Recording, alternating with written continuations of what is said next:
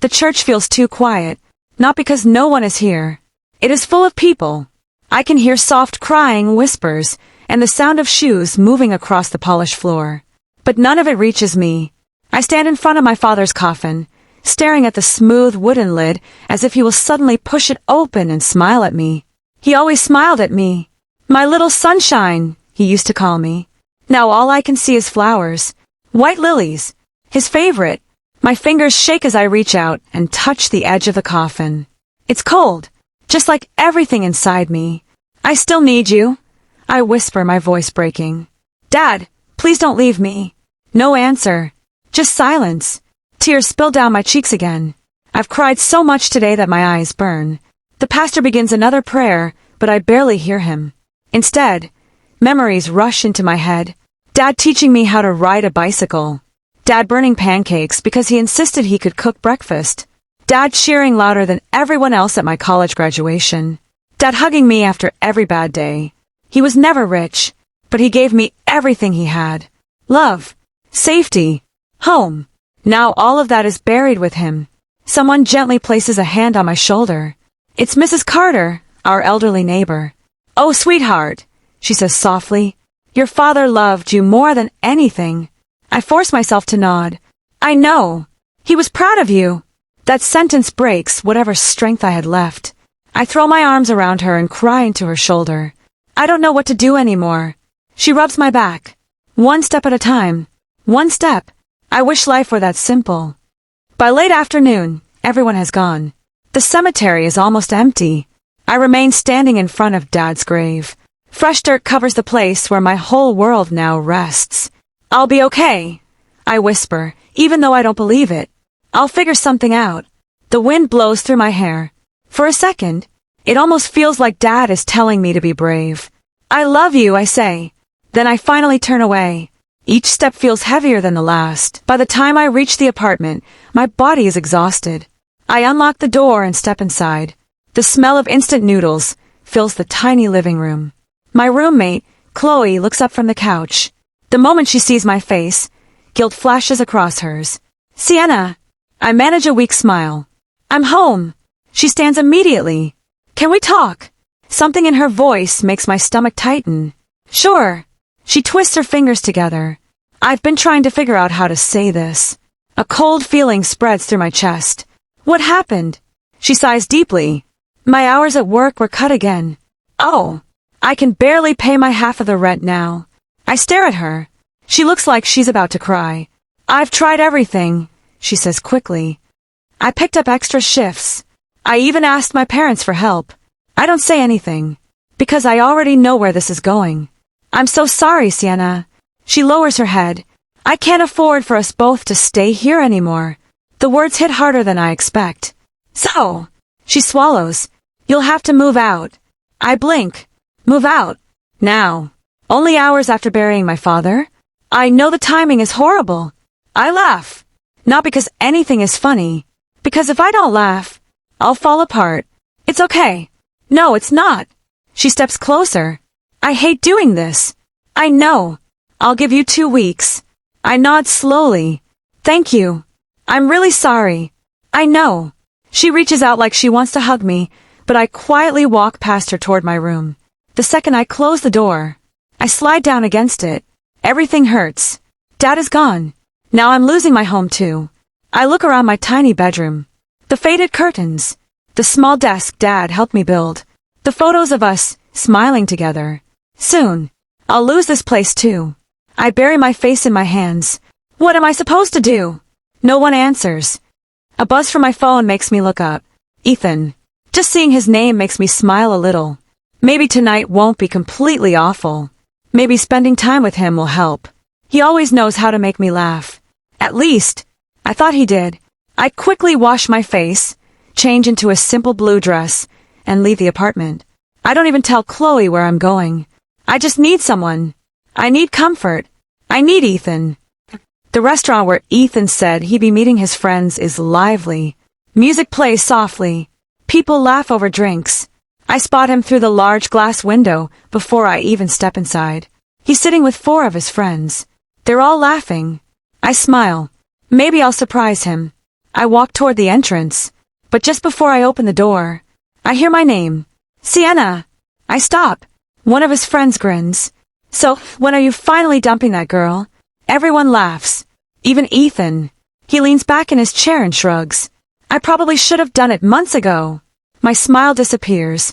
Another friend raises an eyebrow. I thought you loved her. Ethan nearly chokes from laughing. Love! He shakes his head.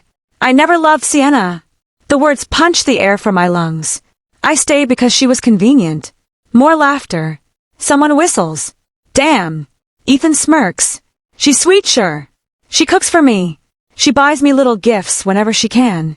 Another friend asks, then why keep her around? He rolls his eyes. I figured she'd eventually sleep with me. Heat rushes into my face. But she's so stubborn. He takes another sip of his drink. If she keeps saying no, he shrugs carelessly. I'll end it myself. The table erupts with laughter again. One friend pats him on the shoulder. You've got more patience than me. I know. I can't breathe. Every word feels like someone is tearing my heart apart with bare hands. I thought he loved me. I trusted him. I defended him whenever people said he wasn't serious about me. How stupid was I? I slowly step backward before anyone notices me. Tears blur my vision. I don't want him to see me crying. I don't want him to know he destroyed me. So I turn and walk away without saying a single word. The city lights blur together through my tears. I don't know where I'm going. I just keep walking. Cars pass. People brush against me. None of it matters. Eventually, a glowing sign catches my eye. Bar. I stare at it for several seconds. I've never been inside one before. Dad hated alcohol. But tonight, I don't want to think. I push the door open. Warm air and loud music hit me immediately. The room smells of perfume, smoke, and expensive drinks. I sit at the counter. The bartender smiles politely. What can I get you? I don't know. He studies my face. Rough day. I let out a shaky laugh. You have no idea. Before I can say anything else, someone quietly sits on the stool beside me. I don't look at him. Not yet, but I can feel his eyes on me. Gentle. Concerned. Not judging. You look like you've been carrying the whole world today, a deep, calm voice says. I finally turn my head. The man beside me is unbelievably handsome. Dark hair, sharp jaw, kind gray eyes that don't seem interested in taking advantage of me, only making sure I'm okay. I've had better days, I whisper. The first thing I notice the next morning is the smell of coffee. Not Dad's coffee. This one is richer, stronger, and fills the entire house. For a moment, I forget where I am. Then everything comes rushing back. Dad is gone. I spent one confusing night with a stranger. My mother, the woman who disappeared from my life years ago, invited me to live with her. And the first person I met in this house was Adrian Kingsley, my new stepbrother. The same man who looked at me like I had ruined his life just by standing at the front door. I let out a slow sigh before getting out of bed. The guest room is bigger than my old bedroom. The walls are painted cream, and sunlight pours through the large windows.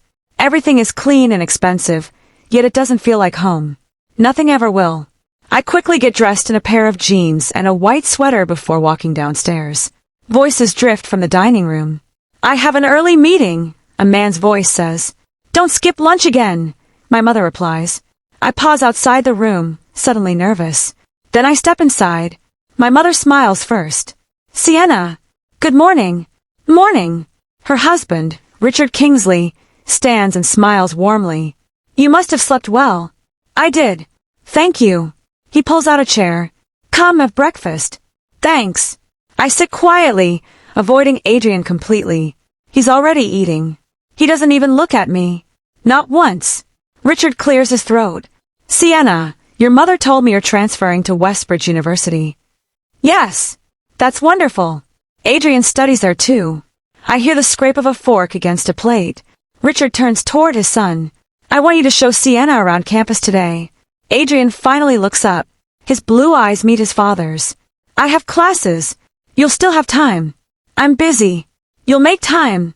Silence. Adrian's jaw tightens. He slowly wipes his mouth with a napkin. If that's what you want. It is. His eyes move to me for less than a second. I'll take her. There isn't a single bit of kindness in his voice. It sounds more like a punishment. An hour later, we're driving to campus. The car is painfully quiet. I sit by the window, watching trees and buildings pass by. Adrian keeps both hands on the steering wheel. His face is unreadable. I decide to break the silence. You don't have to do this if you don't want to. I know. You can just tell me where everything is. No. I blink. No. My father asked me to show you around. So I'll do it. His answer is short. Cold. Like always.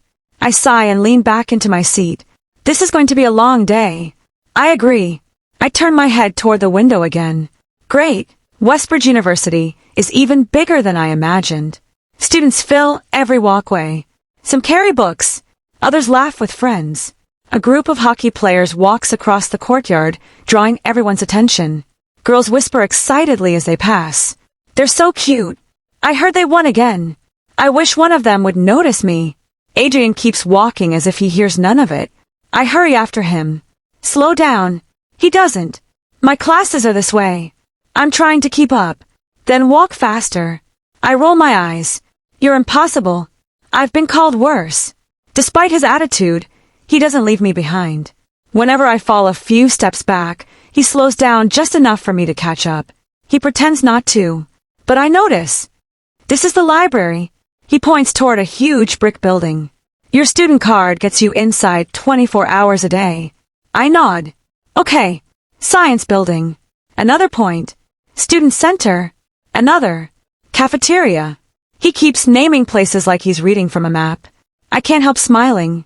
You know, normal people usually add things like, welcome, or, you'll like it here. He keeps walking. I never claimed to be normal. I laugh before I can stop myself. For the first time, the corner of his mouth almost moves. Almost. But the tiny moment disappears so quickly that I wonder if I imagined it. By lunchtime, my feet hurt. I'm starving. He glances at me. The cafeteria is ahead. Inside, the room buzzes with conversation. I grab a tray, while Adrian waits near the drinks. As I reach for a bottle of water, someone suddenly bumps into me. Hard. The bottle falls onto the floor. Oh! I bend to pick it up. A loud laugh comes from behind me. Watch where you're going. I look up. 3 students stand there. One boy folds his arms. You're the new girl, right? I guess. Another looks me up and down. So you're living with Adrian Kingsley now. I freeze. Who told you that? He smirks. News spreads fast. The girl beside him crosses her arms. Must be nice. I don't know what you mean. Sure you don't. The first boy steps closer. So what's it like living in a mansion? I'm just staying there. For free. I feel everyone's eyes on me. I don't think that's your business. He laughs. Oh, she's got attitude. Before I can answer, a familiar voice cuts through the tension. Move! The 3 students immediately look behind me. Adrian. His face is calm. Too calm. But something about his eyes makes him step back. We were only talking. I said move. No one argues. Within seconds, they're walking away. I stare at Adrian. He bends down, picks up my bottle of water, and places it on my tray. You should watch your surroundings. I blink. You came over. They were blocking the aisle. That's all. Yes. He picks up his own tray and walks away. I can't stop looking after him. If he dislikes me so much, why did he step in? The afternoon passes with more campus tours. Everywhere we go, students greet Adrian. Hey, Kingsley! Good game last week. See you at practice. He answers each greeting with a simple nod. Not rude, just distant. Very few people seem close to him. Later, I struggle to carry a box of textbooks from the campus store. They're heavier than they looked, I mumble. I nearly lose my grip. Before the box slips from my hands, someone takes it. I look up. Adrian. Without saying a word, he lifts the box as though it weighs nothing. I can carry it. I know. Then why are you helping me? You were about to drop it. I would have managed. He gives me a flat look. No. I open my mouth to argue. Then close it again. Maybe he has a point. We walk across campus in silence. Students keep staring. Some whisper. Others smile at Adrian. One girl openly glares at me. I pretend not to notice. When we reach my classroom building, Adrian places the box on a nearby bench. There! Thanks! He nods once and starts walking away. Adrian! He stops. I take a deep breath. Why do you keep helping me? He doesn't turn around. I don't. You do. Silence. You walked me around campus. My father asked me to. You picked up my books. They would have fallen. You scared those students away. They were in my path. I cross my arms. Everything has an excuse with you. Finally, he looks at me. His expression is impossible to read. Don't overthink it. Then he walks away. I stand there, completely confused. He acts like he can't stand me. Yet every single time I need help, he's there. I don't understand him. Does he hate me? Or not? Everything changes when Adrian's best friend returns from an away hockey tournament. I stand outside my classroom long after Adrian disappears into the crowd. Students walk past me, talking and laughing like nothing in the world could ever go wrong. Someone bumps my shoulder. Sorry. It's okay, I mumble. I barely notice them. My eyes stay fixed on the path where Adrian walked away. I replay every moment from today. The way he slowed down whenever I fell behind. The way he stepped between me and those students without raising his voice. The way he carried my books. Every time I thanked him, he acted as if helping me had been nothing more than an accident. I let out a frustrated sigh. Who are you, Adrian Kingsley? No answer comes. Only the breeze that blows through the trees lining the campus. The rest of my classes pass in a blur. I hear my professors introducing themselves. I copy notes into my notebook. I even answer one question in English literature. But my mind isn't in the classroom. Every now and then, I find myself staring out the window. Thinking. Remembering. Wondering. When my final class ends, I slowly pack my books into my bag. Most students leave in groups. I leave alone. Outside, the parking lot is crowded. I spot Adrian leaning against his black SUV with his arms crossed. His expression doesn't change when he sees me. You're late. I glance at my watch. My class ended 5 minutes ago. I know. You could have gone home. My father told me to bring you back. Of course he did. I walk over and climb into the passenger seat. The drive home is just as quiet as the drive to school. Only this time, I don't try to start a conversation. There's no point. The radio plays softly in the background. Neither of us says a word. When we reach the house, my mother rushes toward the front door before I can even take off my shoes. There you are, she says with a bright smile. How was your first day? It was okay. She notices my tired face. Only okay. I shrug. It's a lot to take in. I'm sure you'll make friends soon. I hope so.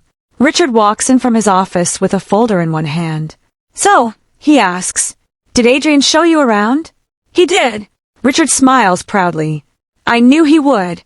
I glance toward Adrian. He's already halfway up the stairs. Adrian! Richard's voice stops him. He turns slightly. You did a good thing today. Adrian simply nods. Then he disappears upstairs. I don't think he even realizes Richard just praised him. Or maybe he simply doesn't care. Dinner is surprisingly peaceful.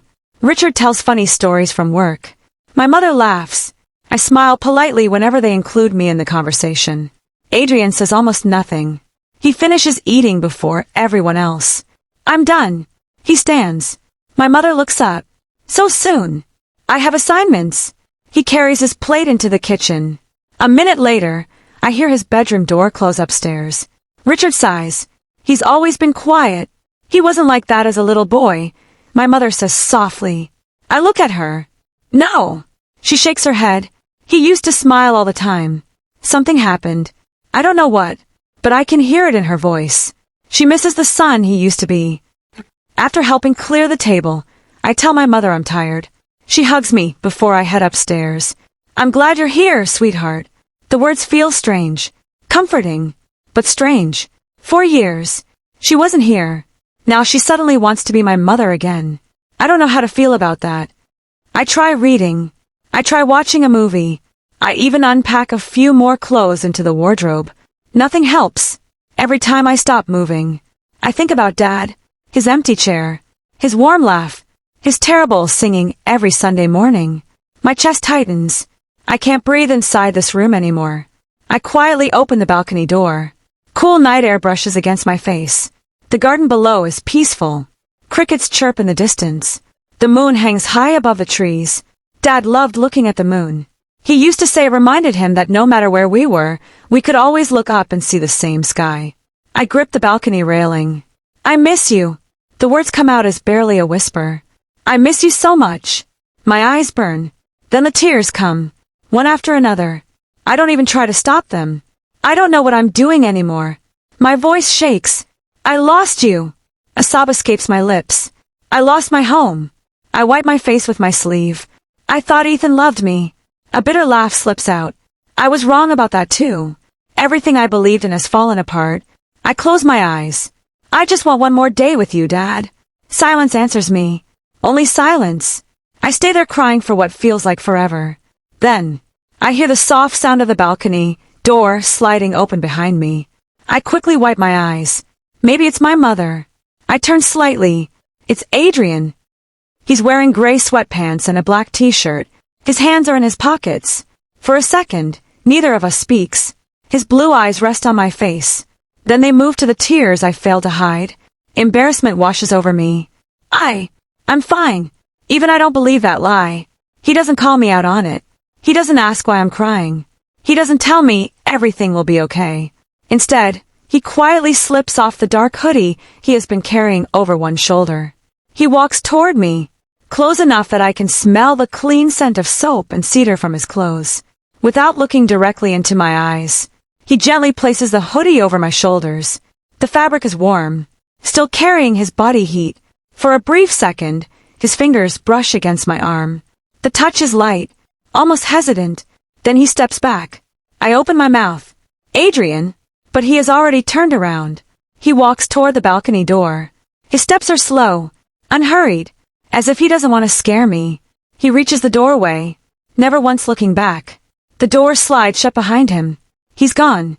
I stand there frozen. The hoodie hangs loosely around me. I pull it tighter without thinking.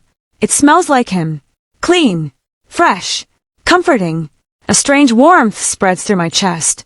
No words, no questions, no empty promises. Just a quiet act of kindness. Since Dad died, people have told me to stay strong. They've said time heals everything. They've told me life goes on. None of those words ease the pain. But this simple hoodie resting on my shoulders somehow makes me feel less alone. I don't understand why. Maybe it's because he didn't expect anything in return. Maybe it's because he didn't force me to talk. Maybe it's because, for the first time since everything fell apart, someone simply stayed long enough to let me know I wasn't completely by myself. I looked toward the closed balcony door. A few hours ago, I was certain Adrian Kingsley hated me. Now, I'm no longer sure. For the first time, I begin seeing Adrian differently. Maybe the coldest people hide the warmest hearts. The sound of the balcony door sliding shut echoes behind me. I don't look back. If I do, I know I'll stay. And if I stay, I might say something I shouldn't. I shove both hands into my pockets and walk down the hallway toward my room. The house is quiet. Too quiet. Every step I take, I keep seeing her face. Her red eyes. The tears she tried so hard to hide. The way she whispered, "I'm fine," when she was clearly falling apart. I let out a slow breath. "You're lying," I muttered to myself. She wasn't fine. Not even close. I know what grief looks like. I've seen it before. I've lived through it. That's why I didn't ask questions. Some pain is too deep for words. I unlock my bedroom door and step inside.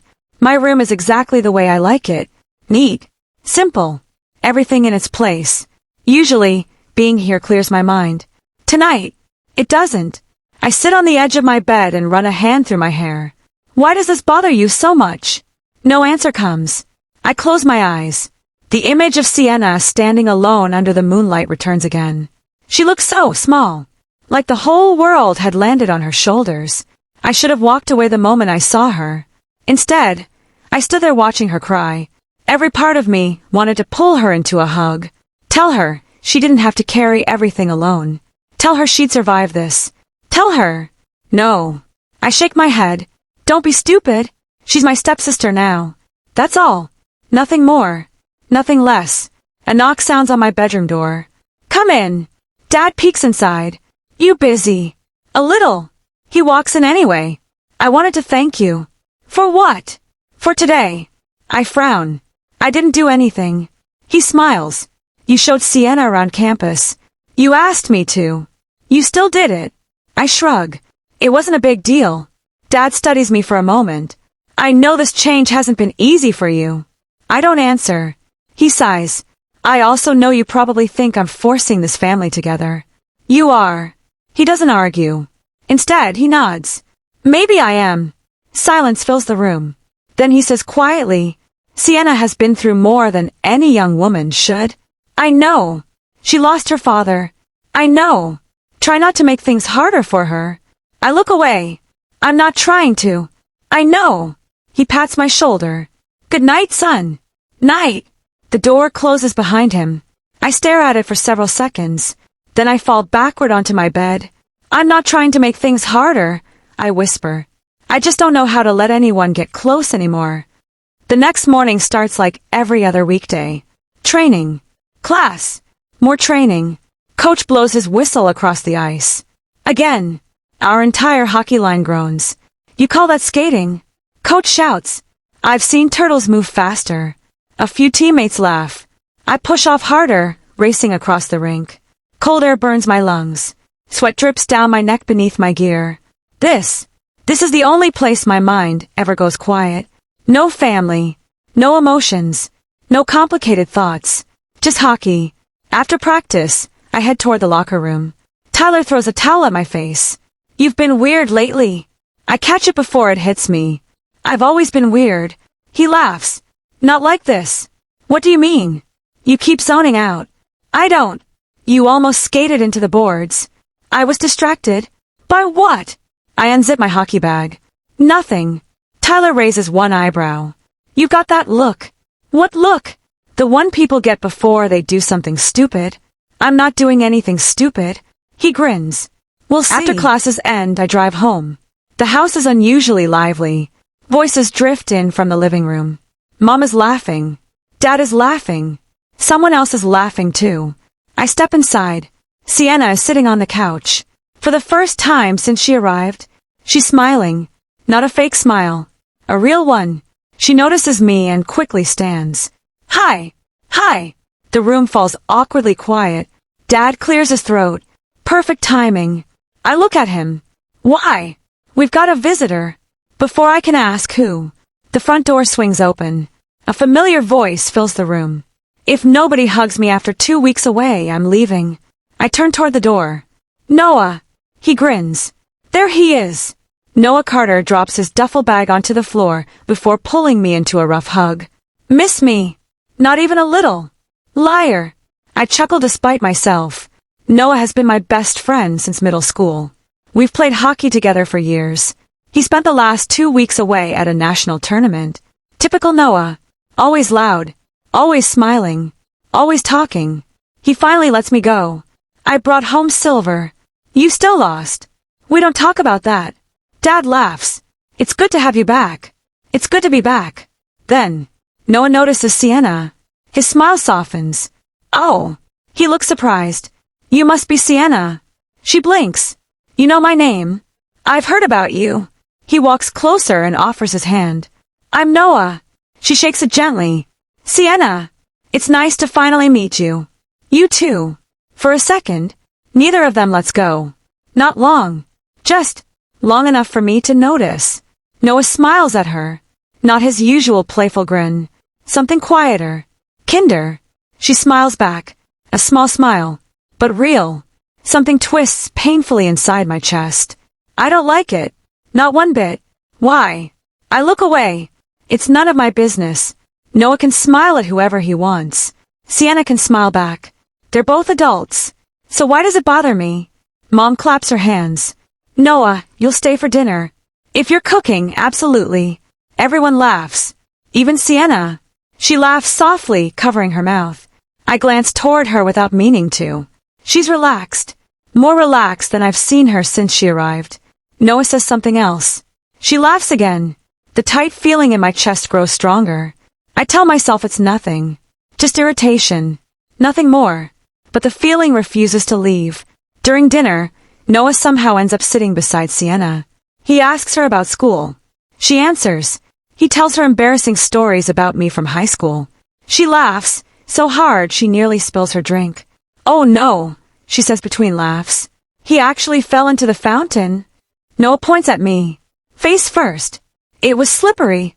It was funny." "It wasn't." "It absolutely was." Everyone laughs. Even Dad. I don't. I quietly continue eating. Every time Noah makes Sienna smile, something inside me tightens. It's ridiculous. They're just talking. So why can't I stop watching them? After dinner, Noah helps clear the table. I head outside onto the back porch. The evening air is cool. I lean against the wooden railing. A minute later, Noah joins me. He bumps my shoulder. "What's with you?" "What do you mean? You've barely spoken all night." "I'm tired." He studies me. "No." "What?" "You're bothered." "I'm not." He folds his arms. "I've known you for years, Adrian." I stay silent. He smiles knowingly. "You know." He glances toward the kitchen window, where Sienna is helping Mom wash dishes. Sienna seems nice. She is.